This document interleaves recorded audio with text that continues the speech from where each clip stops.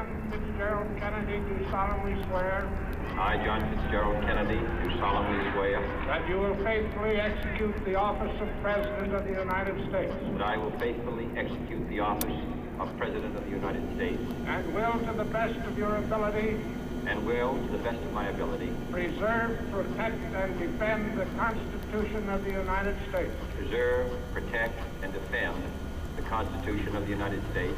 So help you God. So help me God.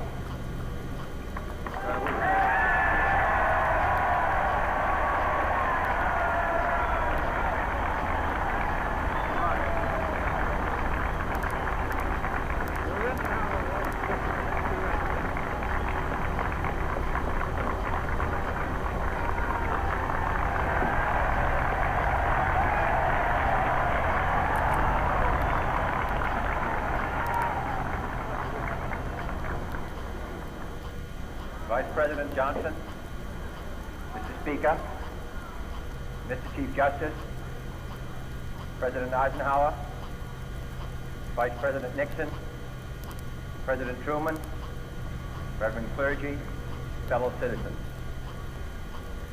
We observe today not a victory of party, but a celebration of freedom, symbolizing an end as well as a beginning, signifying renewal as well as change.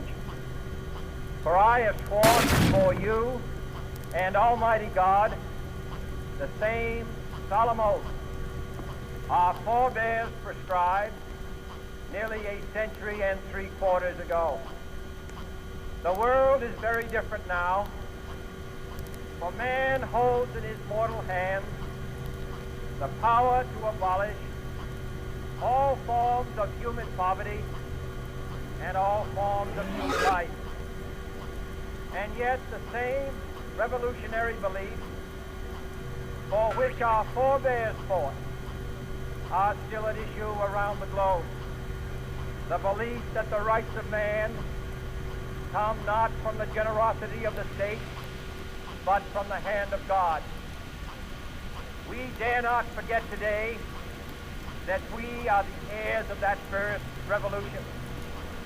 Let the word go forth from this time and place to friend and foe alike that the torch has been passed to a new generation of Americans born in this century, tempered by war, disciplined by a hard and proud of our ingenuity and unwilling to witness or permit the undoing of those human rights to which this nation has always been committed and to which we are committed today at home and around the world.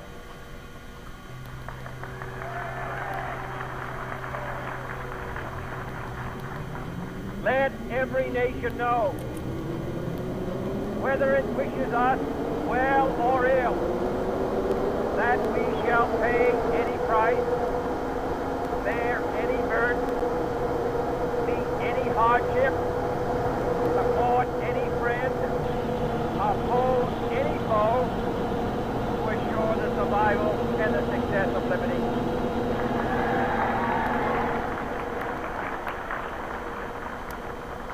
This much we pledge and more.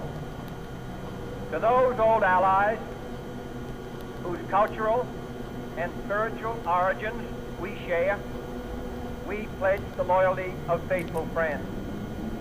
United, there is little we cannot do in a host of cooperative ventures. Divided, there is little we can do. For we dare not meet a powerful challenge at odds and split asunder.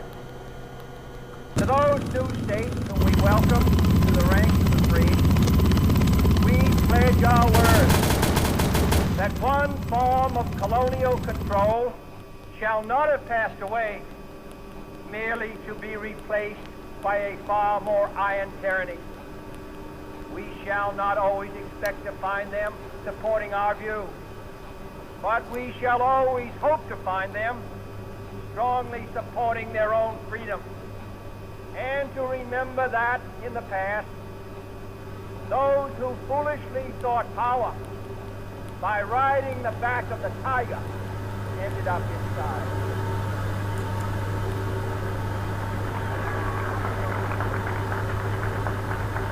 To those people in the huts and villages of half the globe struggling to break the bonds of mass misery, we pledge our best efforts to help them help themselves for whatever period is required, not because the communists may be doing it, not because we seek their vote, but because it is right.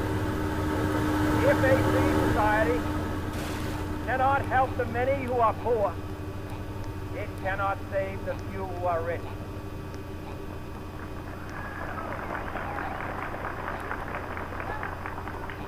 To our sister republic, south of our border, we offer a special pledge to convert our good words into good deeds, in a new alliance for progress, to assist free men and free government in casting off the chains of poverty.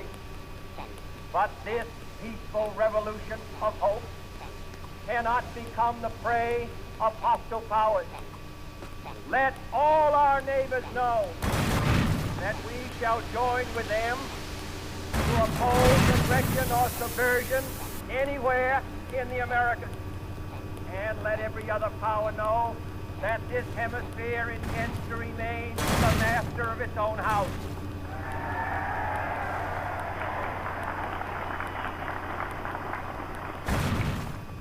To that World Assembly of Sovereign States, the United Nations, our last best hope, in an age where the instruments of war have far outpaced the instruments of peace, we renew our pledge of support to prevent it from becoming merely a forum for invective, to strengthen its shield of the new and the weak, and to enlarge the area in which its writ may run. Finally, to those nations who would make themselves our adversary, we offer not a pledge, but a request that both sides begin anew the quest for peace. Before the dark powers of destruction, unleashed by science, engulf all humanity in planned or accidental self-destruction. We dare not tempt them with weakness, for only when our arms are sufficient beyond doubt can we be certain beyond doubt that they will never be employed. But neither can two great and powerful groups of nations take comfort from our present course, both sides overburdened by the cost of modern weapons